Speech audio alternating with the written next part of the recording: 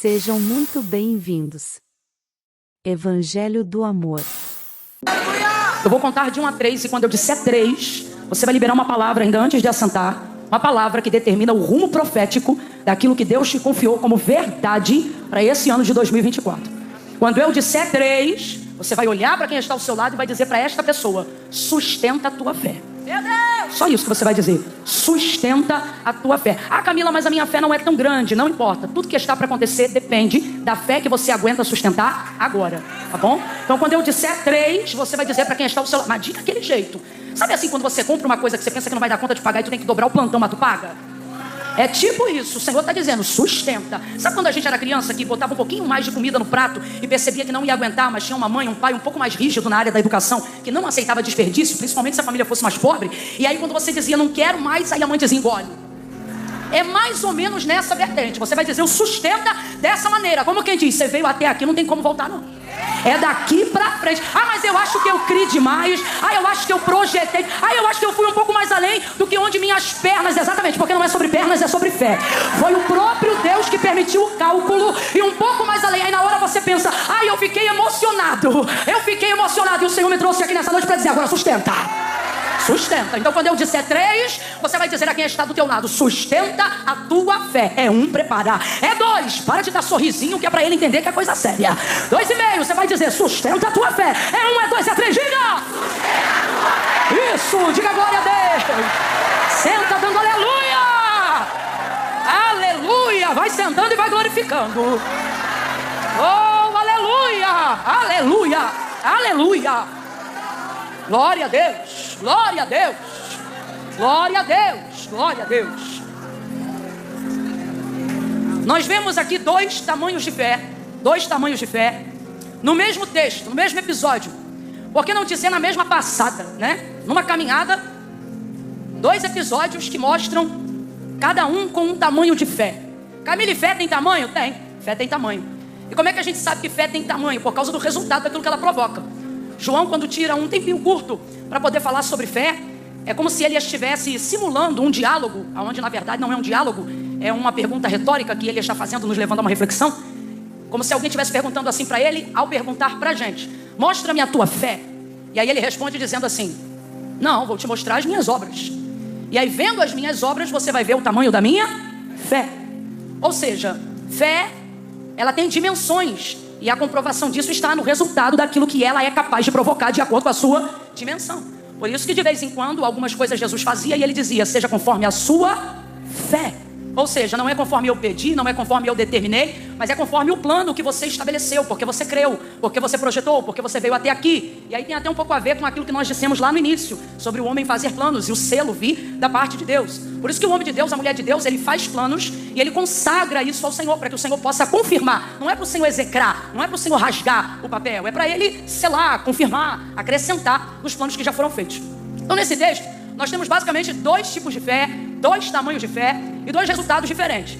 Aparentemente, a fé da mulher do fluxo de sangue é, sem dúvida, incontestavelmente, uma das maiores fés apresentadas no Novo Testamento. Por quê? Porque ela inaugura um método novo, algo que ninguém ainda antes dela havia realizado.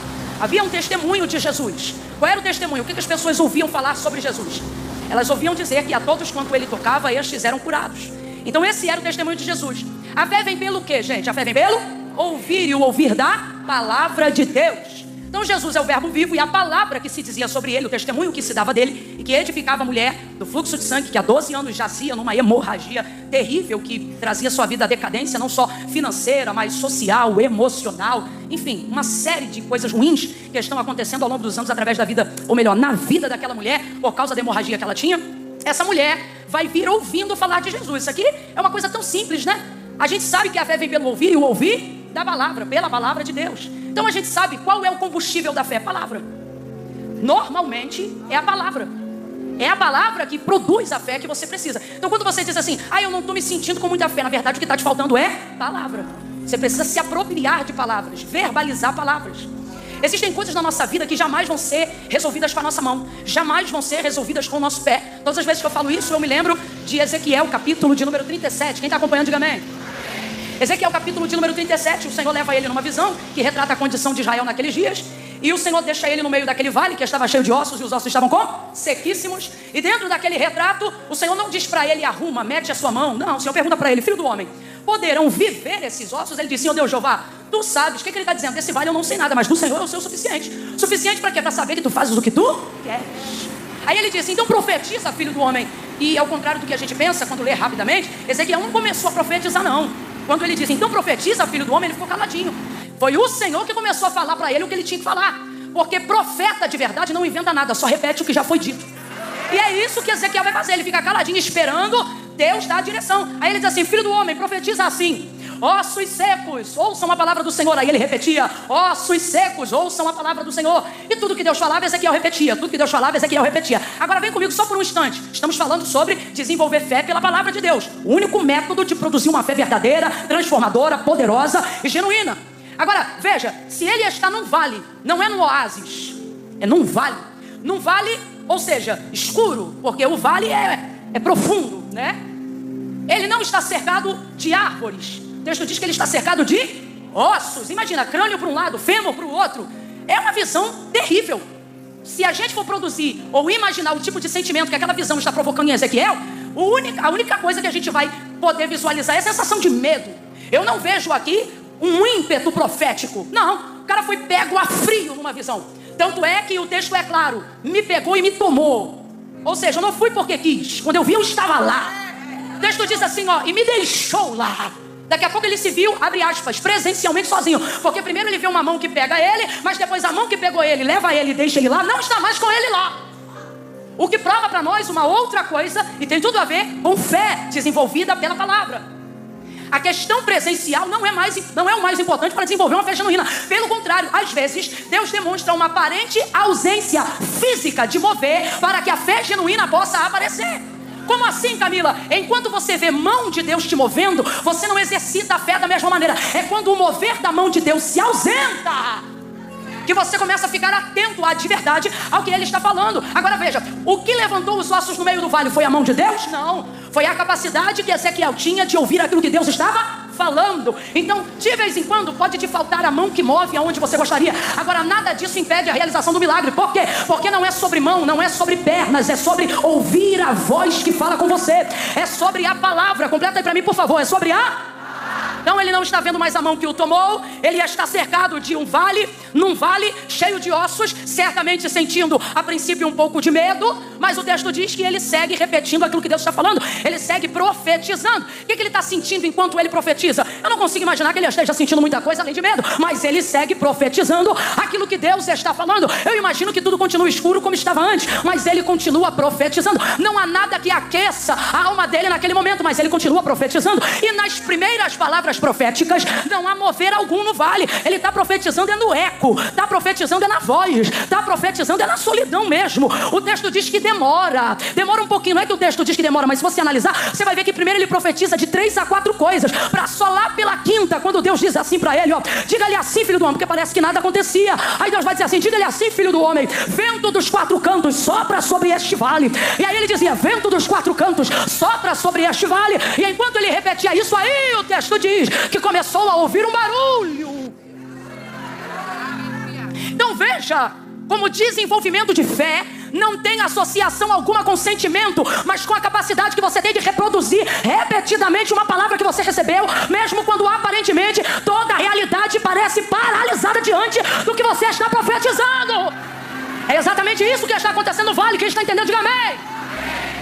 Mas ele segue profetizando. É assim que nós desenvolvemos a fé. Você vê o marido ficando cada vez mais viciado, e quanto mais viciado ele fica, mais você repete: esse aí vai ser pastor, esse aí vai ser obreiro, esse aí vai ser um homem de Deus. E você vai vendo por um tempo a paralisia, o contraste entre a realidade e a fala. Mas o que é fé? Fé não é a capacidade que eu tenho de sentir. Fé é a capacidade que eu tenho de profetizar o que eu sei, mesmo quando eu não estou sentindo nada. Se Ezequiel, imagino eu, fosse dar voz ao que ele sentia antes de haver um mover naquele vale, certamente ele daria voz ao seu medo. Nós somos muito rápidos em dar voz ao nosso medo, mas somos vagarosos em dar voz à nossa fé. Sentimos-nos constrangidos em falar do que ninguém acredita, em falar do que não combina com a realidade, em falar do que Deus falou sobre nós, em repetir o que Deus disse a nós. Ficamos com medo de sermos taxados de louco, ficamos com medo de parecer que aquilo que estamos falando não vai acontecer. Só que o compromisso daquilo que Deus entrega não é com quem recebe, é com Ele que promete.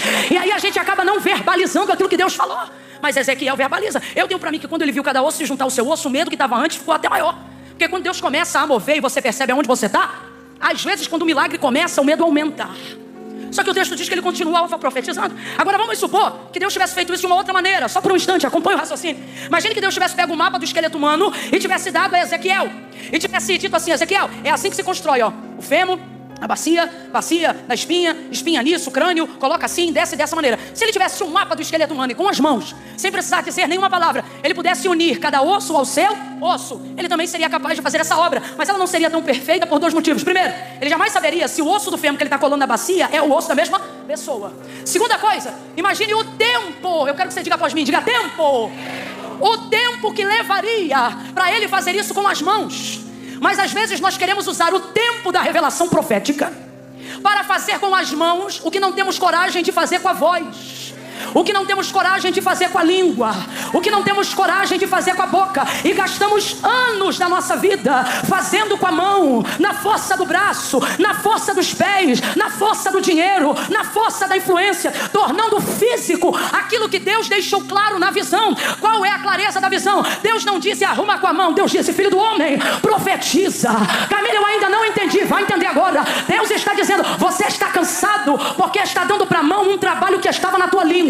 Você está cansada porque está dando aos pés um trabalho que estava na tua boca. Camila, eu ainda não entendi, vai entender. Deus está dizendo, o lugar que eu te coloquei agora não se faz obra com a mão, é com a boca. Abre a tua boca e profetiza. Esse aqui eu profetizava, ele dava voz ao que Deus falava. Agora eu te pergunto, se é Deus que está falando, por que quando Deus fala a Ezequiel, o vale não se arruma?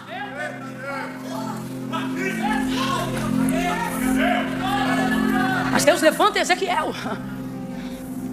Deus levanta Ezequiel para que o que tem que acontecer seja feito por intermédio dele, mas passe por ele, por Ezequiel.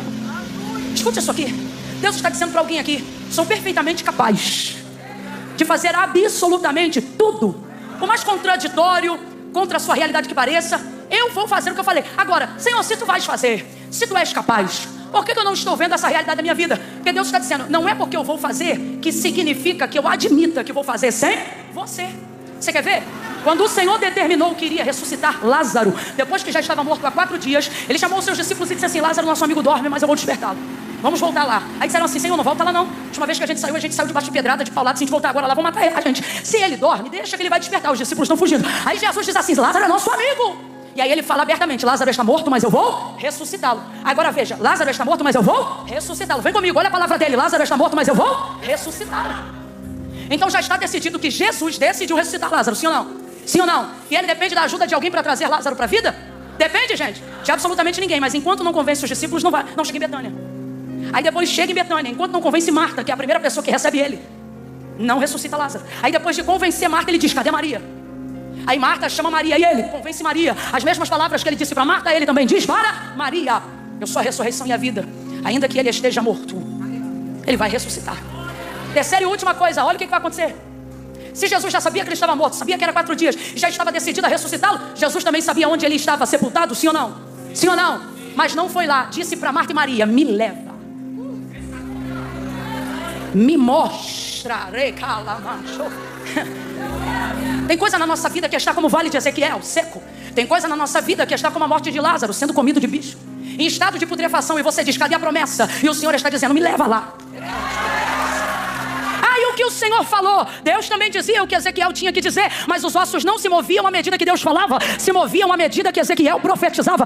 Deus trouxe pessoas aqui numa direção muito clara, e Ele está dizendo: 2024 você arruma com a boca, ressuscita com a boca, você levanta com a boca, vai ensinar com a boca, vai acalentar com a boca, vai consolar com a boca, vai curar com a boca. A Bíblia diz que a língua, ela pode ser inflamada pelo inferno, mas uma língua cheia do Espírito Santo é o avivamento que responde um clamor da igreja. Pegue na mão de alguém: eu estou sentindo uma graça de Deus tão grande aqui. Não segure de qualquer maneira não. Faça ele entender, segura aí, que ele não chegou numa noite comum, numa noite de entretenimento gospel. Eu não sei se você é da casa ou se você é visitante, mas aperta a mão de alguém e diga assim: você sentou ao lado de um profeta. A minha boca vai te levantar hoje, a minha boca vai mexer com a tua estrutura hoje. O que Deus tem para fazer na sua vida virá através da capacidade que você tem de verbalizar o que já ouviu. Vou falar como Deus está mandando. Por que não verbalizas o que ouve? Se inscreva para receber mensagens da Palavra de Deus para seu coração. Compartilhe essa mensagem para mais vidas serem alcançadas. Que você tenha um dia repleto de paz e de bênçãos vindas da parte de Deus.